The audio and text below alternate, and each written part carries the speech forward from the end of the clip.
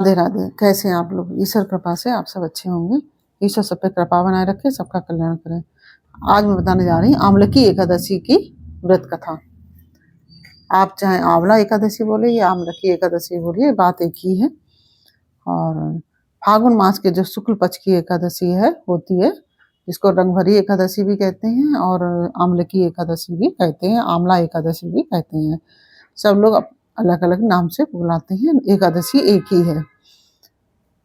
और कोई भी पूजा पाठ होता है उसकी कथा अवश्य करनी चाहिए।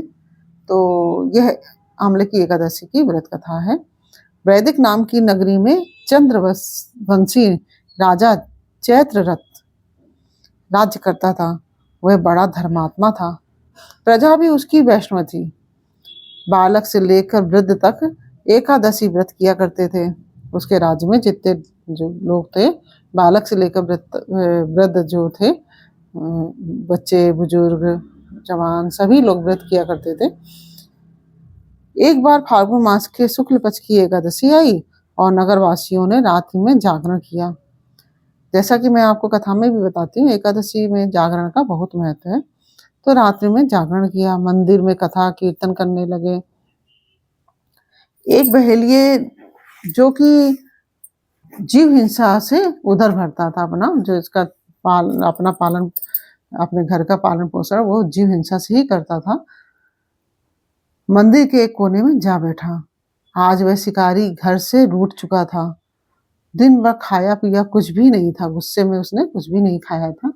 वो गुस्से में घर से रूठ कर आया था और रात्रि को दिल बहलाने के लिए वह मंदिर के एक कोने में जाकर छुप कर बैठ गया।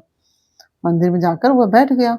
वहां भगवान विष्णु की कथा, जो एकादशी का दिन था संयोग से उस दिन, वहां भगवान विष्णु की कथा हो रही थी। एकादशी व्रत का महात्म सुना उसने और ऐसे करके रात्रि व्यतीत हो गई उसकी, रात्रि बीत गई उसकी। और प्रातःकाल घर को जब वो चला गया, अपने मंदिर से उठा और अपने घर की ओर प्रस्थान किया। उसने भोजन पाया तो उसकी मृत्यु हो गई। आमला एकादशी के प्रभाव से उसका जन्म राजा विदुरथ के घर में हुआ। उसका नाम वसुरथ प्रसिद्ध हुआ। एक दिन राजा वन विहार करने गया और दिशा का ज्ञान न रहा उसको। खुद को पागल समझकर एक वृक्ष के नीचे भगवान का ध्यान लगाकर सो गया। आज राजा ने आमला एकादशी का व्रत रखा था।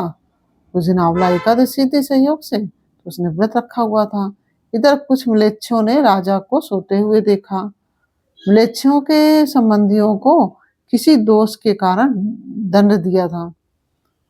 म्लेच्छों के संबंधियों को किसी दोष के कारण दंड दिया था, तो उसे मारने आए। उस समय राजा के शरीर से एक सुंदर कन्या उत्पन्न हुई। कालिका के समान अट अट करके उसने खप्पर फिराया और मलिच्छों के रुधिर की भिक्षा लेकर अंतर्ध्यान हो गई। राजा ने जगकर शत्रुओं को मरा हुआ देखकर उसको आश्चर्य हुआ और मन में कहने लगा कि मेरी रक्षा किसने की। तभी उसी समय आकाशवाणी बोली, आमला एकादशी के प्रभाव से तेरी रक्षा विष्णु भगवान ने की है। और इस तरह से उस राजा की एकादशी के प्रभाव के कारण रक्षा हुई और वह अपने घर को वापस आ गया। जय हो आमला एकादशी की। इस प्रकार से आमला एकादशी की कथा पूर्ण हुई। और यह कथा आपको कैसी लगी ये मुझे कमेंट बॉक्स में अवश्य बताइए। अच्छी लगी हो तो वीडियो को लाइक शेयर अवश्य कीजिए और कमेंट में राधे राधे अवश्य लिखिए। आप सभी को आमला एकादशी की हार्दिक शुभकामनाएं। फिर मिलते हैं आपसे अगले वीडियो में एक नई जानकारी, एक नई कहानी के साथ। तब तक के लिए राधे राधे।